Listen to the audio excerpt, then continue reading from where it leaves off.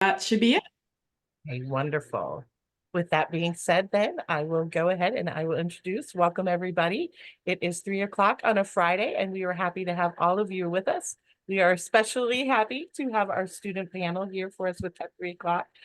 It is student panel on equitable digital learning, so a great topic for them to cover with us here at our workshop. I will go ahead and I will let Karen go ahead and introduce the panel, and I will take no further time from you, and I'll turn it over to you. So thank you so much for all of you joining us today. Great. Thank you so much, Sue. And thanks to all the participants for being here on a Friday afternoon. We know what a challenge this time slot is, and we're super appreciative for you being here to listen to us today. I'm Karen Cangliosi, the director of Every Learner Everywhere, and I am just going to share my screen real quick. I'm not going to stay on these slides for too long, so you'll have lots of opportunity to see the students that are going to be presenting today. So Every Learner Everywhere is underneath the auspices of WICHE, which is the Western Interstate Commission for Higher Ed, and we're funded by the Bill and Melinda Gates Foundation. Today we're going to talk about equitable digital learning kind of broadly. I'm going to skip through some of these slides here. That's me. Mostly we're going to talk about student feedback and also the ways in which students can have agency in their classes. So that's kind of what we're doing here. I'm also going to skip this slide so we have lots of time for the students. But when we talk about meaningful student feedback, really wanting faculty to think about how do you get feedback from your students? What are the different ways in which that can happen? How is it built into the class and not just some extra task? Do you like dock a student 10 points if they don't do it? Like all the kinds of things that actually don't work too well for soliciting meaningful student feedback, making sure it's anonymous, doing it throughout the class, making it transparent. So these are some of the things that we've found in the work that we do. But again, we want to kind of get to the students directly. So these are our students. You're gonna see them. So I'm gonna actually stop the screen share so you can see the students on the panel, and I'm gonna ask them to each introduce themselves, and then we will get right into the questions because we have a bunch of questions. So I'm going to start with Larry. Ask him to introduce himself, say what institution he's at, what he's up to, and then we'll go from there. My name is Larry Wilson. I am a multidisciplinary studies major, and I am a returning student and an Air Force veteran. Great, thank you, Larry. Izzy, would you like to go next? Yeah, so my name is Isabella. I am a freshman at Ole Miss, and I am a business major as of right now. And this is my second panel. Perfect. Yeah, Izzy's definitely done some panel work with us before. So, and Jaden, please. Hi, yeah, I'm Jaden. I'm currently a junior at UCF. I'm a computer science major, and I'm a part-time web developer as well. And Addie. Hi, I'm Addie Walborn or Addison. I'm a freshman at Ole Miss, and I'm a political science major. Great, thank you.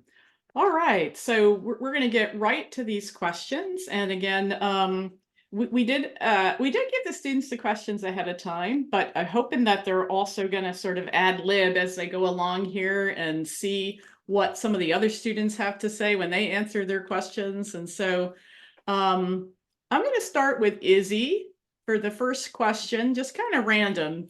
And the first question is getting students to think a little bit about the way a class is structured. And so we asked them to describe the best class that you ever took in terms of the way the class was put together. And do you think that given that class structure that you'd be likely to retain your learning over a longer period of time, given that class structure? So Izzy, please. So I actually have a really great example. Considering I'm a freshman, I only have like a semester and a half of, examples I can really take from. So my example is when last semester I had this amazing writing professor, and I mean, I've always kind of been told I'm like a good writer, but I never really believed it. Um, so pretty much the way she structured it, it wasn't necessarily holding your hand, but she laid it out for you. So I mean, for like a specific essay, we would be doing this assignment and then this assignment and this assignment, and it all built up so we could have like this amazing essay. And I felt like really confident after that, which I think that's the biggest part, like the biggest takeaway is my confidence in writing. Because now I'm in this semester, and I don't want to say that I have like a worse professor because I don't think that's really a thing.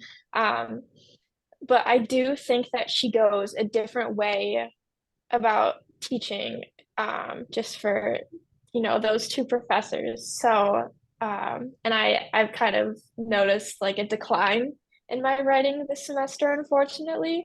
Obviously, it'll go back up eventually, but that's just my take on, you know, how she's structured versus this semester and last semester.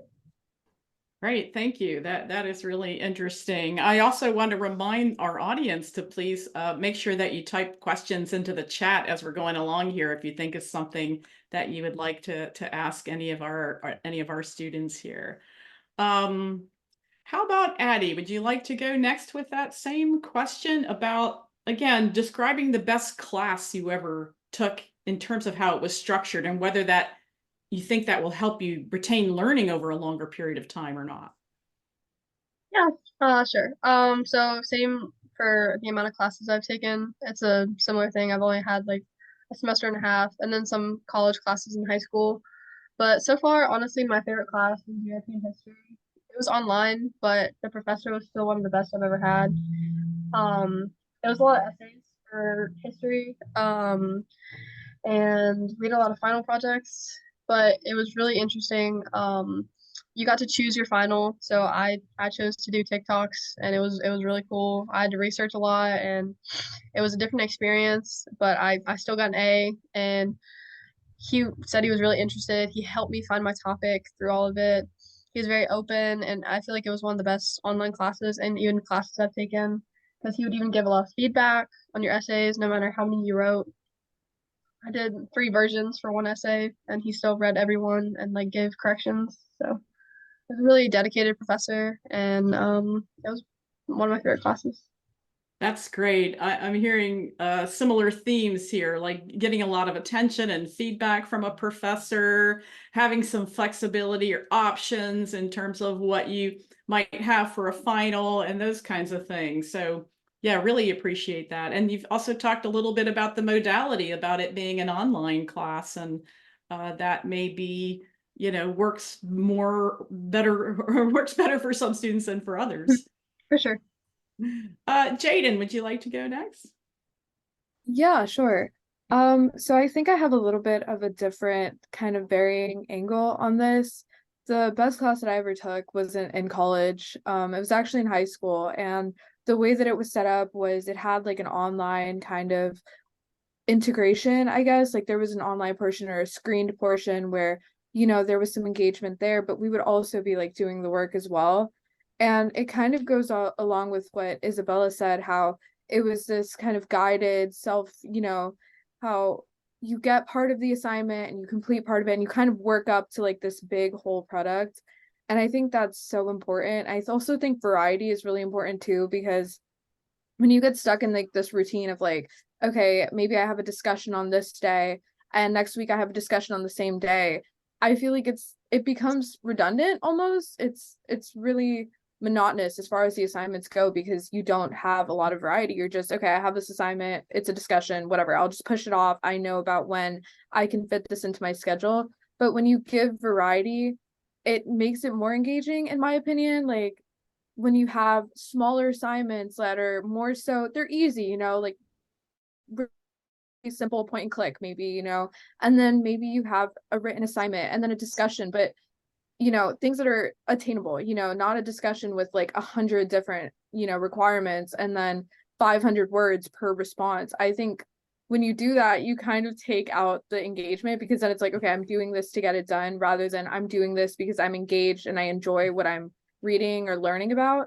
And then another thing is huge, that this also has to go along with like good feedback. Somebody else mentioned it, where quick feedback is so important, and especially like the quality of feedback, because when you don't have, feedback, when you as a student have to go searching for feedback, which is a position that I was very recently put in, it really takes out the enjoyability. It really kills your, I guess, drive to complete an assignment. You lack like that confidence, and then on top of that, it really kills how much you want to engage and complete the work. It's like, okay, if I'm not going to get quality feedback or reasons how I can improve, it takes away from what you want to do in the future, because then you're stuck in like, why should I do it if I'm just going to get the same grade or feedback that somebody else who isn't putting in the effort that I'm putting in? Why should I push myself more? So I think definitely like variety, and then just, having that proper feedback and making it attainable for students. Like that flexibility, like you mentioned, is super important for, keeping students engaged and, confident in their work and motivated. That's a big drive too. That's great. I love everything that you said, like motivation, and as faculty, we're always asking this question, like, how do we engage our students? And I think you just gave a lot of really good advice for how to do that, and how to give feedback, how to like make it so that it feels substantial, instead of just, oh, I just have to give you some feedback really quick and there's not a lot that's there. So thank you for that. That's excellent. Larry, would you like to tackle this question too about cost structure? Yeah, no problem. It's kind of piggybacking off everything everyone else said, but more or less the class I took was a AI class in digital media. It's AI focused, and the professor wanted us to more or less give input at the beginning of the class about what we expected to learn and what we wanted to, or why we wanted to learn what we wanted to learn. So during that introduction, he took everything that we said and explained and incorporated it in throughout the semester. So it was really a few deep dives in whatever direction you wanted to go. I mean, it was all laid out for you. You didn't have to pick everything that was on the table, but you picked the things that were interesting to you. And from that, I guess those choices or whatnot, he allowed us to expand our learning to what we wanted to learn, what interested us, what kept us going. It's pretty fun, interactive. Great, thank you. And it looks like we're all spotlighted on the stage here now too. So that's great. Thanks to our wonderful tech support people for making that happen. That's really great. Yeah, and I love these themes about flexibility and choice, like giving students options, giving students choices, like what an important thing that we're hearing here. So the next question that I have is about input. We sort of started with the idea of like students need to give feedback to faculty, but like how that happens and when that happens and the depth to which that happens can have a lot of variability to it. And so I'm wondering about your own experiences about how faculty have asked you for feedback. Like, how have they collected it? When did they collect it? What kind of input were they looking for? For example, they could even ask you about what you go on the syllabus, for example, or just smaller kinds of feedback that they're looking for. So I want you all to just sort of go ahead and answer this question about how you've given input and when. And anyone want to volunteer to go first? I could volunteer. Thanks, Larry.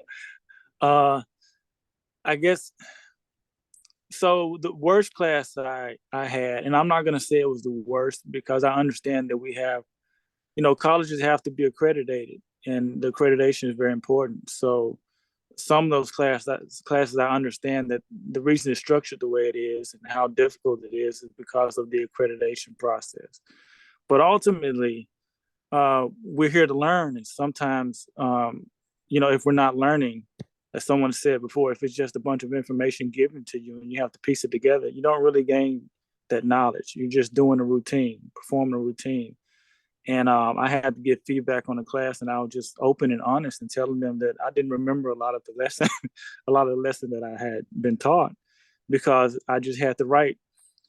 It came to about 1,200 to 1,500 words a week, every week, for one class, and not including the discussions and everything else that I had to do. This was just for a journal entry and things like that. And I eked out a B in that class, but I don't remember a lot of anything from, because of the amount of things I had to write, what I had to study and research, things that did not interest me, and the things that did interest me that I wanted to put forth. It was not accepted. But like I said, I understand there's accreditation processes that, policies that have to be implemented. But we're here to learn, and some classes are more for, I guess, policy or policy-driven classes instead of educational learning process classes, if I'm speaking correctly on that. Yeah, no, it's a really interesting point that you're making about like, but we have rules to follow, but there's accreditation, but we have policies. And I often pose this to those of us that are higher education professionals, whether you're faculty or administrators, like, accreditation processes and rules, they're not like handed down from the heavens, like we create them, right? And so if we have some of those processes that aren't going well, we need to sort of take a look at them, take a look at those policies, take a look at that criteria. If students aren't actually learning, even though you say that's a rule, then we have to kind of take a look at how we can change things there too. So love to hear about whether, how a faculty member asked for that input, and maybe, what you were able to sort of do in terms of the kinds of input that you've given. So anyone want to go next with that? Izzy. Okay, so this actually happened about a week ago. I had I guess a bigger test in my astronomy class, and after the test, my professor gave us all a sheet of paper, and there was two questions on it. I don't remember exactly how they were worded, but it was mostly, how do you feel like you're doing in this class? And then how do you feel like the lectures, and there's also like a lab component that I have to go to every week. And he was just like asking, how's that going? What can you change? And apparently it wasn't just me, but the next week, which was the past couple of days, he mentioned to us that there was probably over half of his class said that the labs don't line up with the lectures. So it's like we could be doing separate things. And he told us that, we're going to figure this out. We're going to work on it. And unfortunately, I didn't really see a change when I went to lab, but there was something going on this week. So I think next week something will change. But kind of what Larry was saying about how I just had a total mind blank. Okay. It was something about how, like, the accreditation thing. I think that it's important to, like, yes, follow the rules, but at the same time, these kids, like, what kids, we're all here to learn. I mean, we want to leave and like remember all of this stuff, and we can't do that. Constantly getting piled with, I guess, like filler assignments just to, like check off the list, and it really annoys me. But kind of what my professor in writing had said last semester, some of those filler assignments aren't just filler assignments, even though they're annoying and like you think there's no point to them. Kind of going back to the question before, they build up to something. So I can kind of see, maybe from a professor's point of view, where these like nonsense assignments are coming from, but from a student, I don't want to do them. They're annoying. I mean, that's just how I see it, honestly. But I guess that's all I have to say about that. That's great. It's interesting. Like if, because I'm the professor for, almost 30 years. And so if a student called my assignment nonsense or filler, I'd be like, it feels devastating. But it's the way in which we have to sort of look in the mirror too, like, why don't my students see my assignment as valuable? Like, I see it as valuable. It's not filler or nonsense to me as professor, but if I'm not communicating that to you, like if you don't see the value in it, then maybe the problem isn't the assignment itself. Maybe it's how I'm talking about it. Maybe it's how I'm contextualizing it. Maybe it's how I'm grading it. Maybe it's how other people are looking at it. So I think it's really great for any faculty on this Zoom to hear that students sometimes think your assignments are nonsense and that they're just busy work. And they feel like that, like from high school. And so first of all, check to see, are they? Because are they though? Because maybe they are. And secondly, if you really don't think they are, how are you communicating that value back? So thank you so much for that, Izzy. That's really, really great. Addie, do you want to chime in there? Yeah, for sure. So I have a lot of different classes that they do ask for feedback on. I'd say my writing professor is the way she asks for feedback is really helpful, and the way our process is, it's different than the normal course, which took me for a loop, because we don't turn anything on online really. We do only paper really, and we do a journal every class, and we check in with each other, whether it's for mental health or for like the writing process or anything like that. So she gets feedback on not only like how you're doing, but how the assignment is going. And she does two peer feedbacks. And you turn those in along with your essay, and you see what you can do better. She does academic grading instead of like a grading contract. So you set your grade pretty much, and like what the standards are. So it's a lot of feedback from her and how you can better yourself to like your own standards, which I think is it's a really different way of doing it, but I think it's some of the best feedback I've gotten. Yeah, that's great. It's really nice to be able to feel like your feedback was received, and so that kind of reminds me of a thing that you said, Izzy, about like the labs didn't seem like they were lining up with the lecture and they said they would do something they didn't. So sometimes it's just a matter of explaining, well, we can't line them up because of this, as opposed to let me not even talk about it because I feel embarrassed as a professor, which can happen sometimes for people too. I want to give Jaden a chance to answer this question about feedback as well. Okay. So again, kind of a unique, I guess, background. I'm a junior at this point, but before, I had all these years, when I was in high school, I was taking dual enrollment classes. So that was, at the community college where I'm from. And on top of that, I had also been taking AP credits. And a lot of times I was working with professors or teachers rather at that point, that were the same because it was still AP classes. So even though they might be accredited, they might not, it was still the same teacher. And the thing about that, it's like when you're in high school, you don't have that same, like, I guess, authority to like, oh, I think you should do this and this different. But then it's like when you get to college, especially here at UCF, I feel like the approach is almost kind of similar. I feel like if you were to reach out like mid-semester and talk about, oh yeah, I don't really like how this is being done, it would come off as, okay, you're out of place basically because it's mid-semester, it's the professor, like it's just how they teach is how they do it. And I feel like you kind of have to accept it at that point just because again, it would feel like you're talking out of place. But then it's like you have to wait till the end of semester, and at UCF, it's just the normal evaluation that I had even when I was in dual enrollment in high school. It's just at the end of the semester, fill out a form, check, you know what I mean?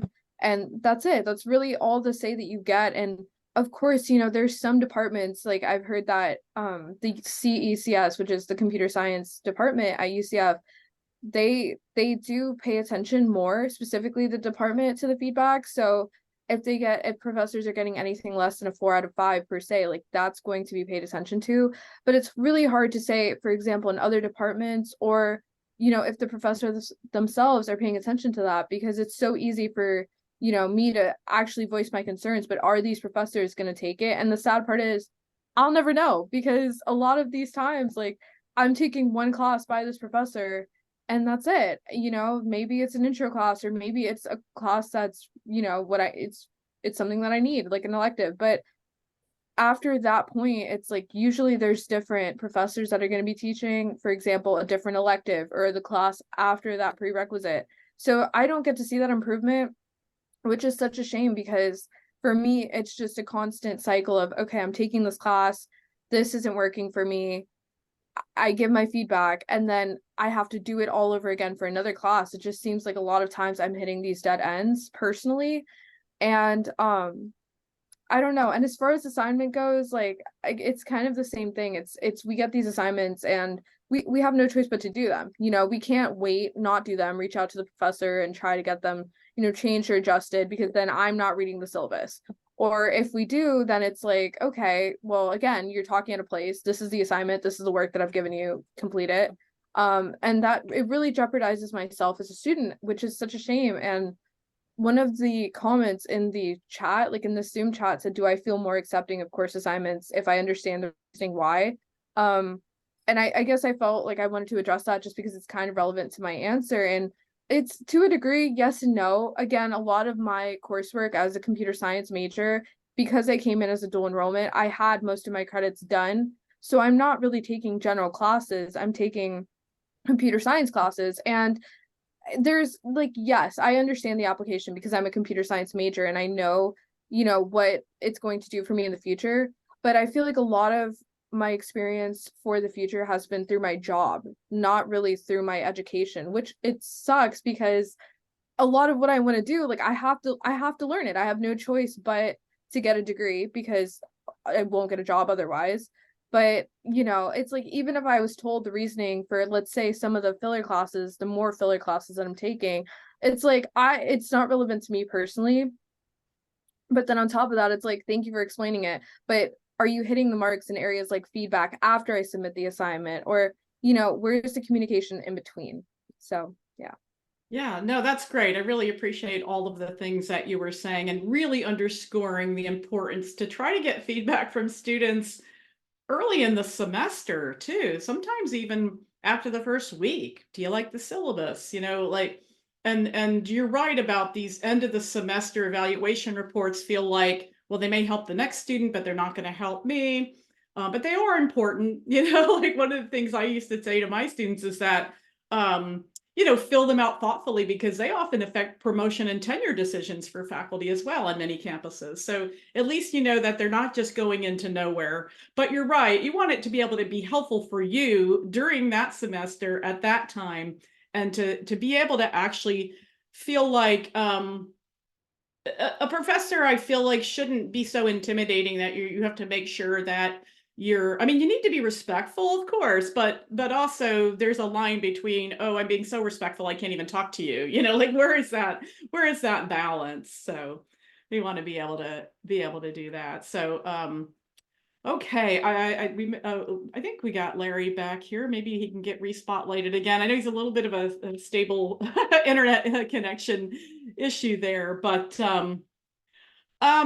one of the other questions that was sort of a follow-up to this, and some of you kind of answered it, and maybe some of you didn't, which is, you know, have you ever given feedback that your professor actually incorporated as a change in the course during that semester, like in a substantial way that you could see? And I'll just throw that out to see if anybody wants to grab that one. I have with my most recent class. I had a class to where the professor, he kind of talks a lot, and sometimes when you tell him something personal, it's a topic of conversation, and he incorporates that into the class sometimes. And I have to just give him a critique and say, hey, look, I had a problem with this, blah blah blah, whatever. And he actually took that into consideration. And there's times where I've seen professors like that, and they can be very offensive and not care how you feel because their position. But this professor was he was very professional, and he looking at how he teaches and how he does things. It's just the character. I don't want to say character flaw, but it's part of his personality, and he didn't mean any harm by it. But it's just most professors actually mean well, but they've been doing what they've been doing for so long. It's just routine, and they don't, it's just something they're used to.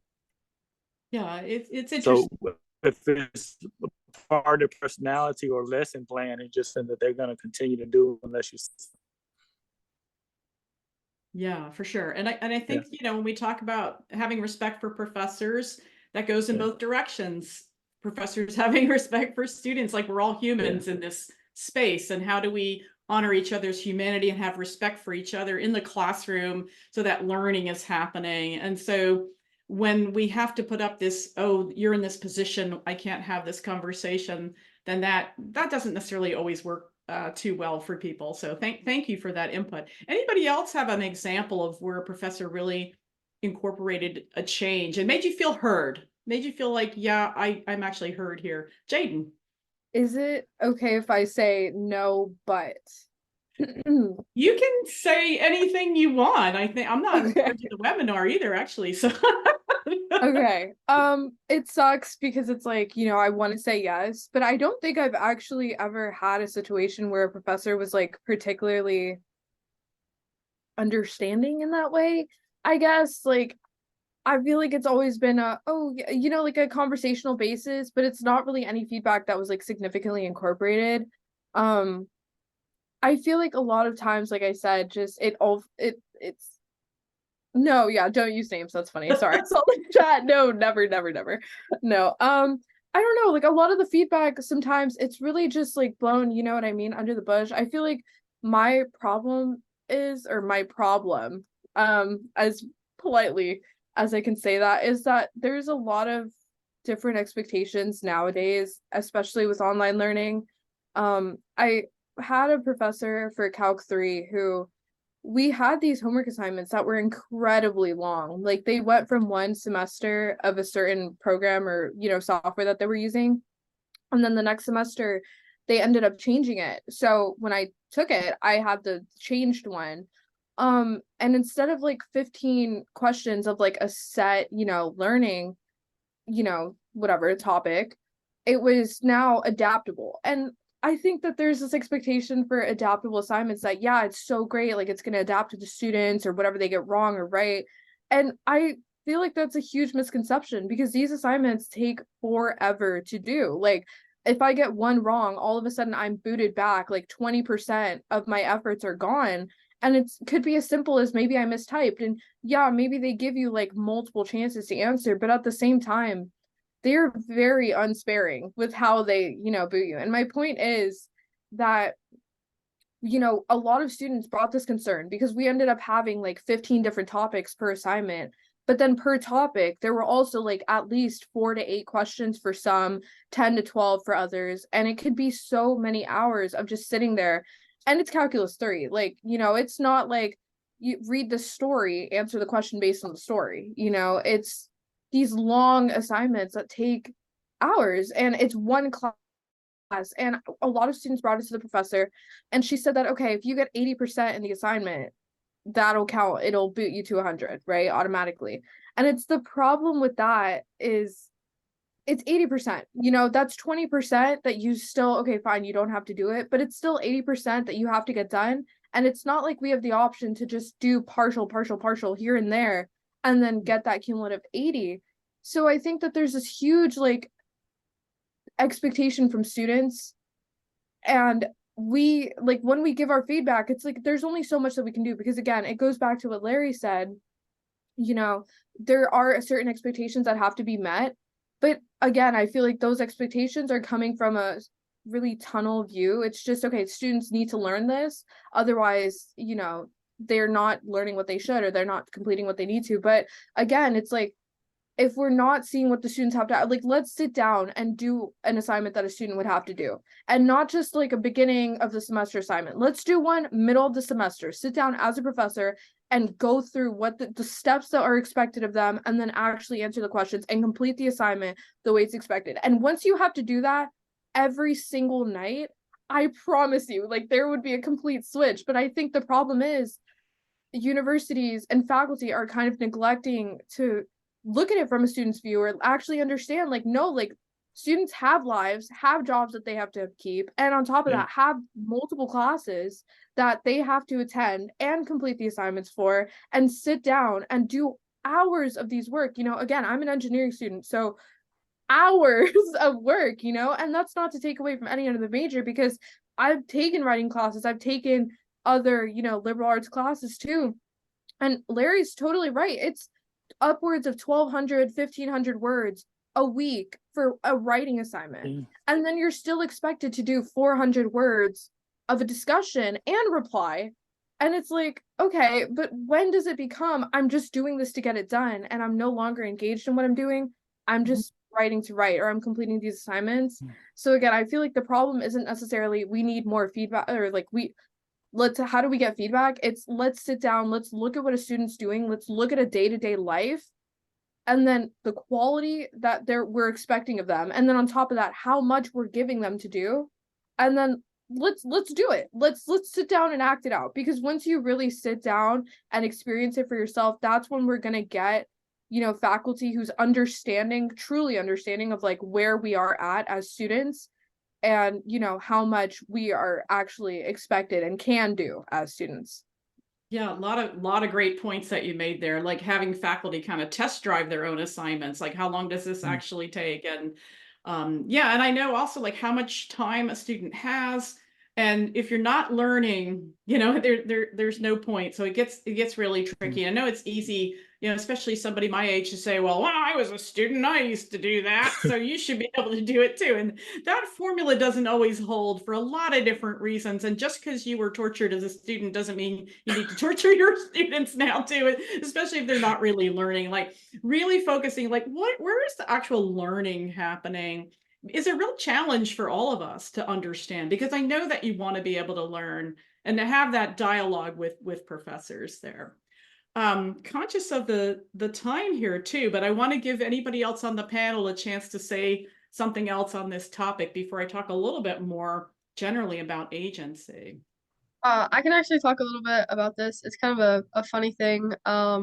So for implementing something, I think it's kind of funny. So Izzy actually took this course last semester, and I'm taking it right now. So it's cinema, and so when she took it, it was a lot different for how the syllabus was, and now I'm taking it, and it's very different. So I don't know what changed in the syllabus exactly, but for us it's a lot different. But attendance is required a lot of the time for like the films, because you don't know when there's going to be a pop quiz. And I never miss class. I'm really not allowed to with ROTC. So I missed class one time because I had a family member in town and I missed a pop quiz, and it brought my grade down a lot. And I tried to explain it, and she didn't understand, and she didn't let me take it again. So, and Izzy had a similar thing with that. Like if you miss class, like she doesn't give pop quizzes again, and they are add to a lot of your grade, and sometimes it just happens. So the class But didn't necessarily get better from the time Izzy had it and you had it. no, not really. It's still it's a little bit better, not a lot. I'm for the midterm. It was a little bit better, I guess, than when Izzy had it. No offenses. Um, but it was kind of funny. So I guess it's a little bit better for like the test taking part of it, but pop quizzes, I would still say, um, they're a lot fewer than when Izzy had it, I think. So I guess she got feedback and she implemented that part at least. So there's still something, but I think there's still a lot of work to be done for a course that a lot of people don't put a lot of effort into normally. Because it's only one part of my major. It's just like the arts requirement really.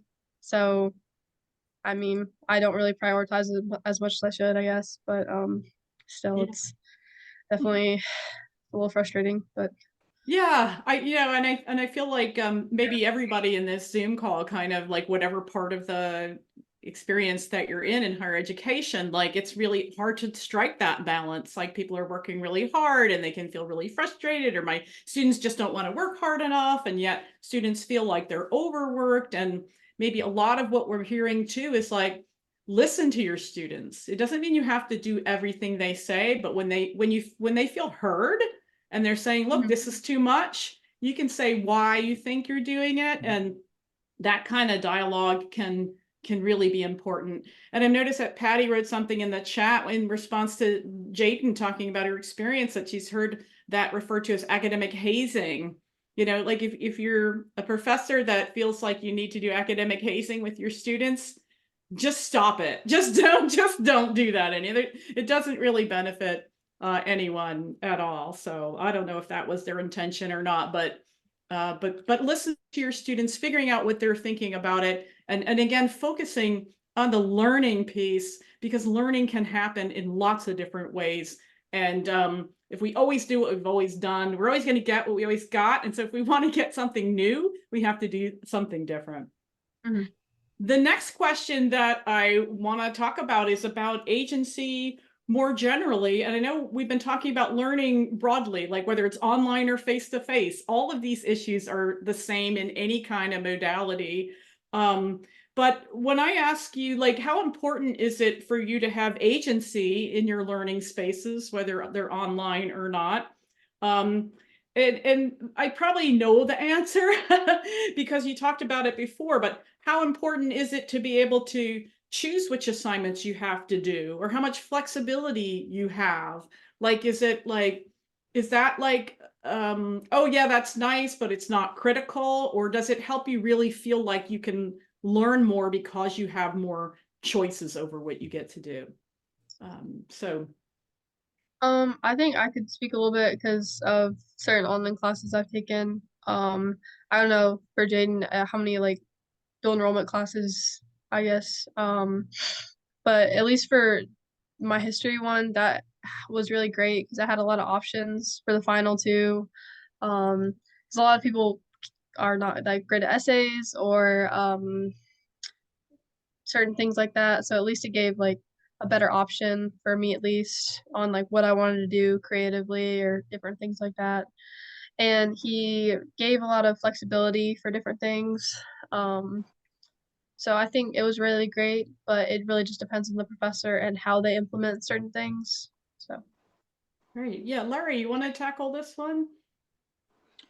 I missed part of what you said. I'm sorry, I'm in the country, and sometimes that signal drops out. When you were Okay. talking about agency, it kind of dropped out a little bit for Okay, like that's 4 or 5 okay. seconds. Keeping us on our toes with our spotlighting here too. But again, our tech people Yeah. have been amazing. We were just talking about how important is it for you to have some control over which assignments you have, or how much flexibility you have. Like, I'm going to do this one and not that one. Like, Well, having, yeah, like I was explaining in one of the courses, they allowed us to pick a path, and that's what they call it. I don't know the technical term for it, but they said you pick your own path and you choose your own way to act on my learning, even till now. You know, I'm coming from another school, transferring in here, and I did engineering. I don't want to do that anymore. I don't want to do anything because it's so standard, it's so structured. There's no leeway for the most part. Now they're technology driven. I'm taking classes that I feel afford me the. so we're losing you a little bit, and I'm sorry. I'm gonna kind of just punt it over to Izzy. Sorry, Larry. So I guess I haven't really had any experiences like that, where I get to choose which assignments I do. This sounds bad and it makes me sound a little bit lazy, and there's some lazy days in there.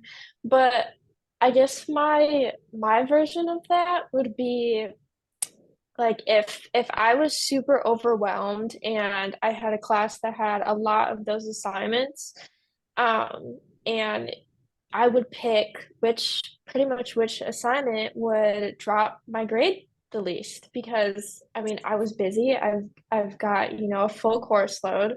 Um, oh, I like that comment, prioritizing. Yes, indeed. Exactly. It's Um, exactly right. so I mean it kind of sucks, but it is what it is. We're in college. We're gonna find these situations, you know, where we're gonna have to again prioritize.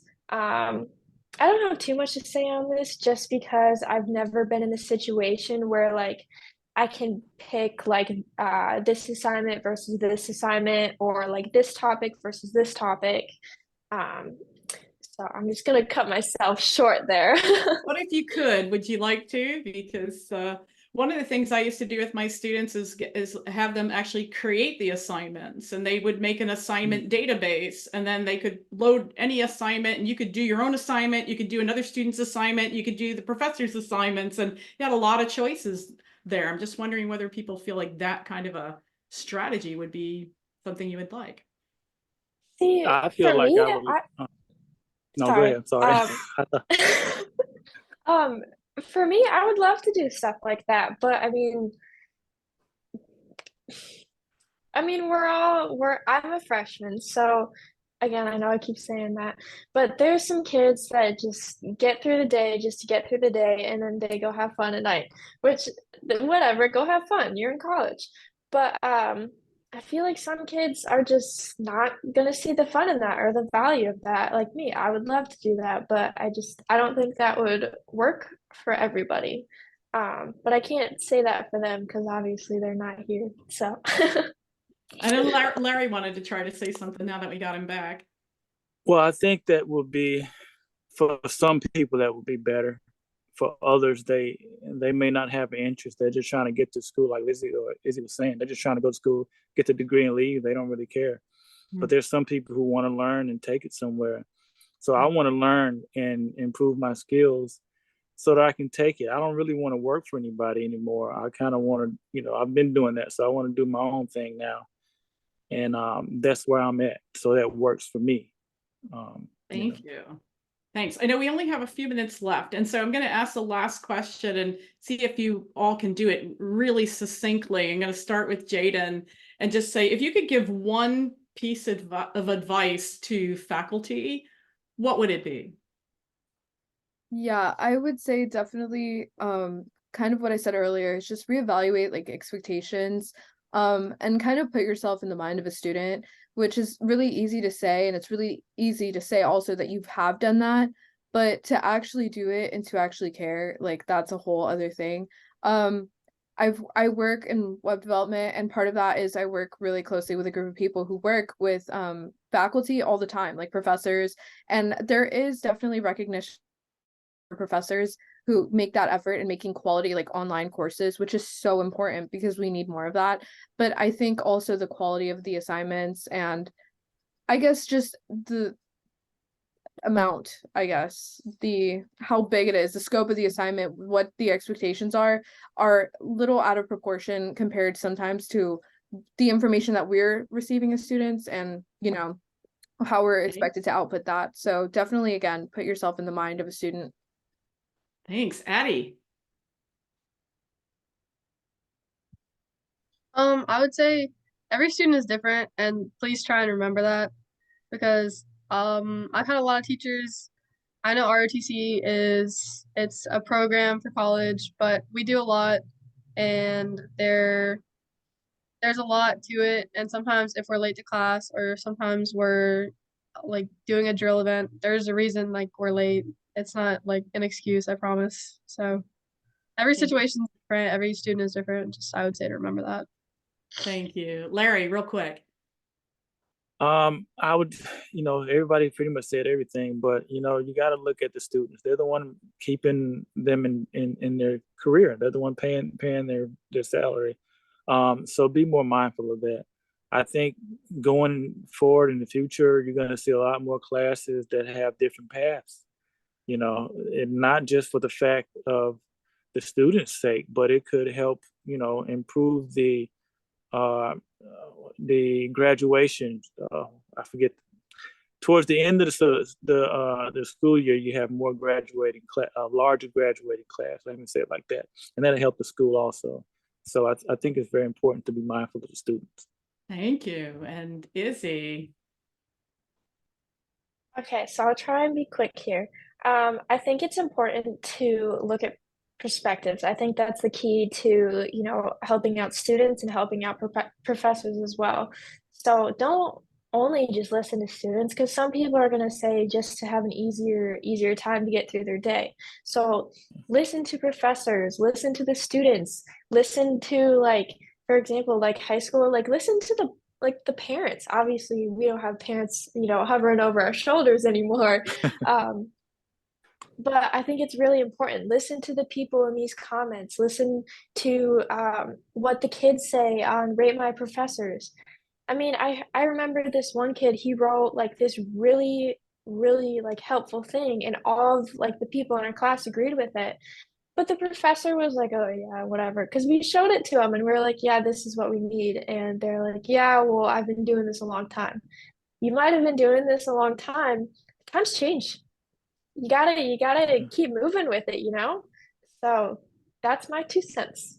That's great. I love that. I love your final message about like listening, taking in advice from others, and not just keep on doing what you've always done. And you've all been fantastic. I really want to thank Izzy, Addie, Larry, and Jaden for all of their incredible words of wisdom. I hope everybody on the in the Zoom room here was really able to hear everything and take it all in. We know we didn't get a chance to get to everything in the chat, but we did get to some of it. So thank you so much, and we will see you back in some other spaces in Every Learner Everywhere at some point soon. So take care, everybody.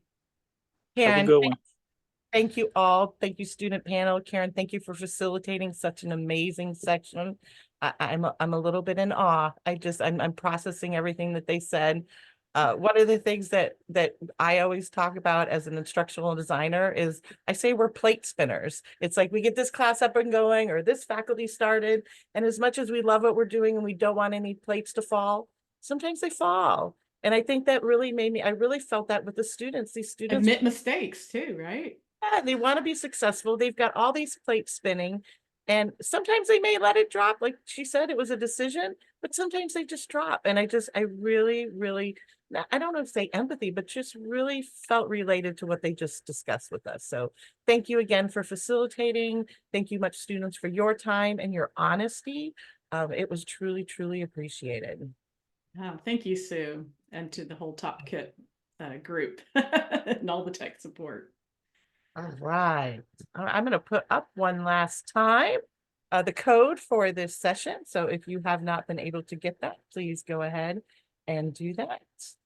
I'm going to turn it over for Charlotte. Charlotte, I believe you're going to discuss with us the best in track and our contest winners. Yeah, so I just hope that everybody who is in here goes ahead and enters that last final game code that we had. It's equitable _stew_panel. And I will go ahead and wait for those to be entered before I announce the actual winner, because I know that can take a second. I did want to also bring to attention our amazing Best in Track winners that were available during our 3-day workshop. All of you who won Best in Track will be notified, and we are going to mail an amazing trophy your way. It's this beautiful little cutout of the state of Florida, and it's going to have your name engraved on it, and we will send that your way probably Monday, probably not today, but probably Monday it'll be sent your way. And again, congratulations again to those of you who earned Best in Track. That was again Dr. Justin Greathouse, who did Teaching with an AI Tutor from Lake Sumter College. Bite by Bite, Feeding an Instructor's Appetite for Improvement Through Micro-Learning with Melanie Schimberger. AI Potluck, Share Something with the Table, which is Rebecca McNulty. Charlotte Jones-Roberts, myself, and Grace Koletsky-Mazel. And then last but not least was the implementation of an online course quality assurance plan with Laura Osgood from Florida Southwestern State College. So thank you again so much to our Best in Track winners, and congratulations. Your trophies will be in the mail soon. Congratulations, everyone. Charlotte, if you want, I have a little bit to cover. If you want to go work and look at kind of the contestant winners, is that okay? That sounds great to me. I'm going to go tally up those scores. Thanks, Sue. Great.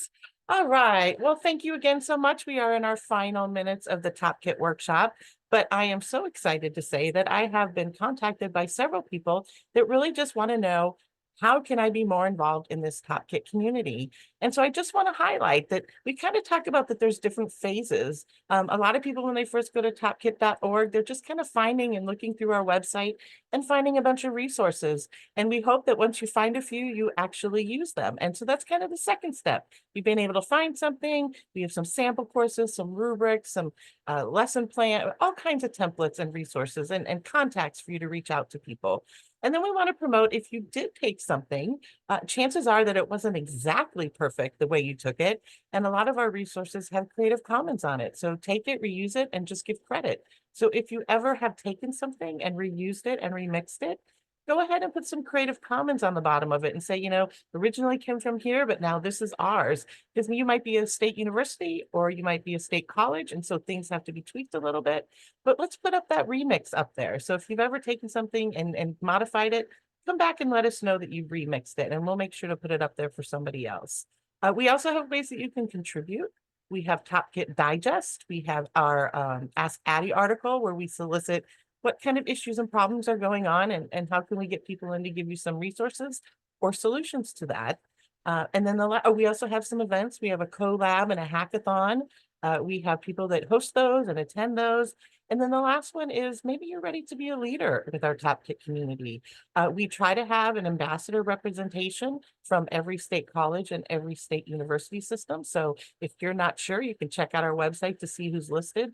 And if you don't see your institution listed there, please reach out to us. We'd love to have a representative from your institution when we solicit feedback and information. And then the last one is, we also have an advisory board. We have a great group of advisors. We meet about every 3 months. I'm able to discuss with them kind of our milestones and deliverables.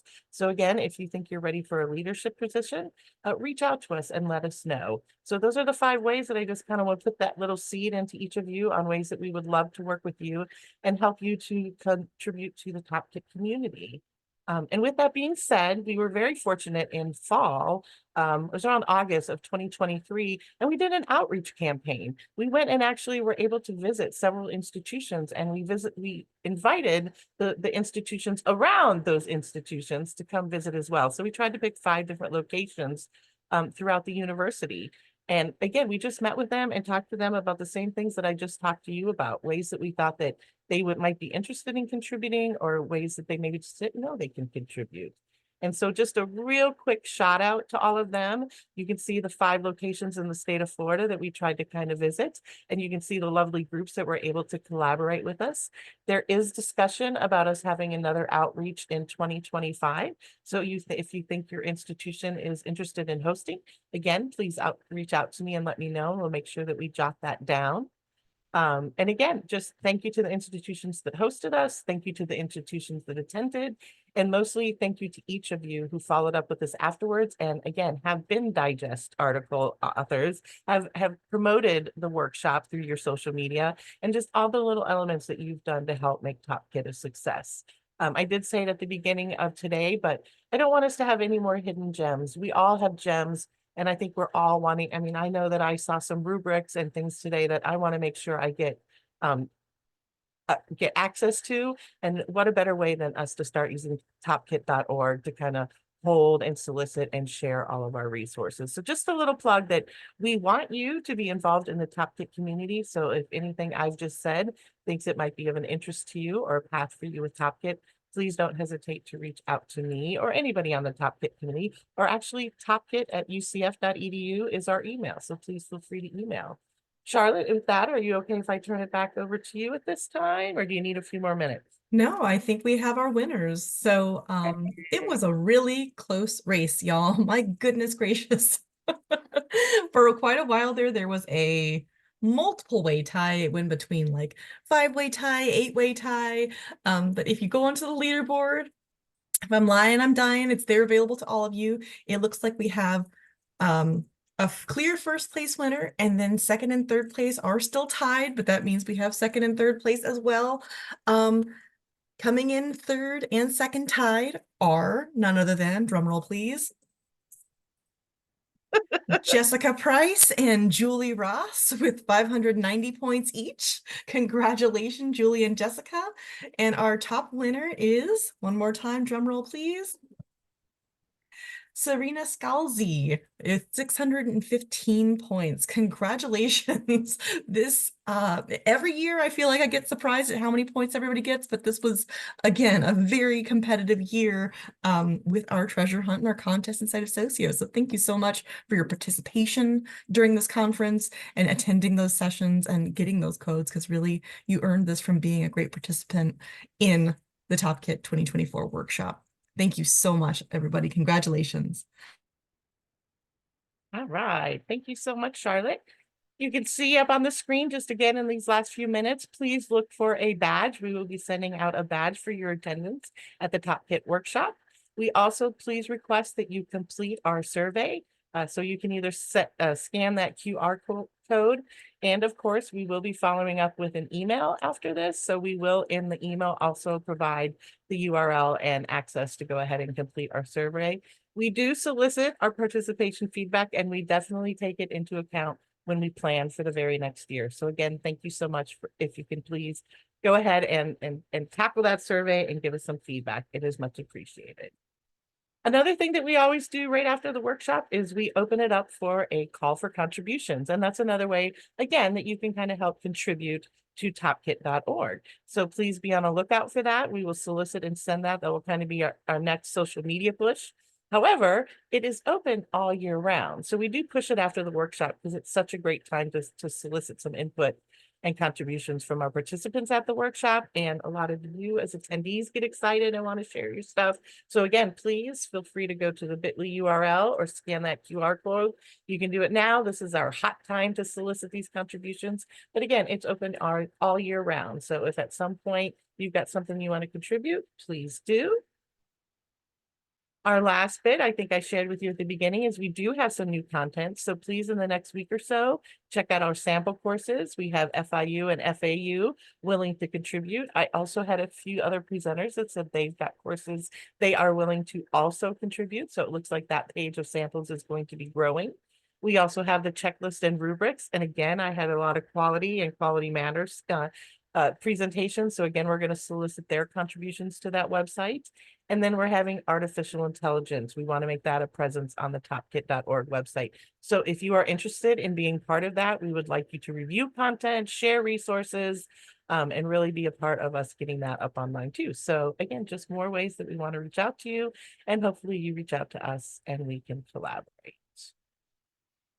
Oh, all right. Well, that is the end of my presentations. I'm going to go ahead and stop sharing and just really open it up if anybody has any questions or last minute reflections.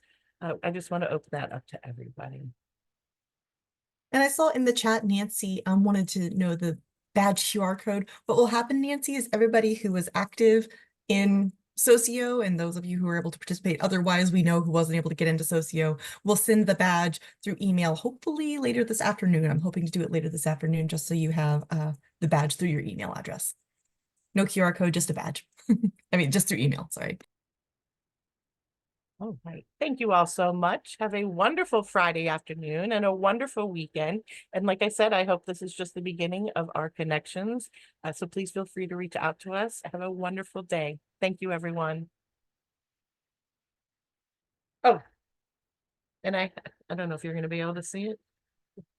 I'm going to stop sharing my background. I crocheted a microphone for my daughter. She's in a little group band. So with that, I'm going to drop the mic. Mic drop. Happy Friday, y'all.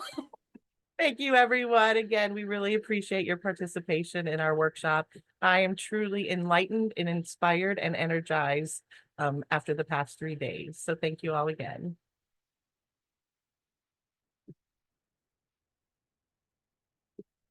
I don't think we can follow the mic drop, Sue. I think we gotta go. Yeah.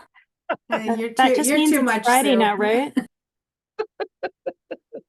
I couldn't help. Uh, That was a I- good ending, Sue. yes, I didn't hear it today, Sue. Aww. Yeah, come on. It's Friday. Congratulations. You are all 1 week closer to retirement. Love If it. you don't know, Martha, that's my Friday saying. Every time I see you on Friday, I say, congratulations, you're a week closer to retirement. And they're like, oh, And it's every time you Friday. say it, I laugh. Only 52 weeks in a year. It flies by. Hey, Sue, and our wonderful TOPkit workshop team, and congratulations, and thank you so much for your hard work. And I have been really enjoying this year's TOPkit workshop. So thank you so much. Really appreciate that. Thank you, Tom. You're such a wonderful cheerleader for us, and you're so good at prompting and pushing our notifications through all your outlets and social media. So thank you so much for all you do for TOPkit. Thank you so much. Have a wonderful weekend. And I love your TOPkit shirt. You might have to wear that next year. Oh, yeah, I will, definitely. Thanks. Wonderful. Bye-bye. Yeah. Goodbye, everybody. All right, y'all. Charlotte, I just sent you the Zoom link, but I don't know how to Awesome. do the calendar thing. So Oh, okay, cool. I'll add it. when my Teams blows up, you'll know why.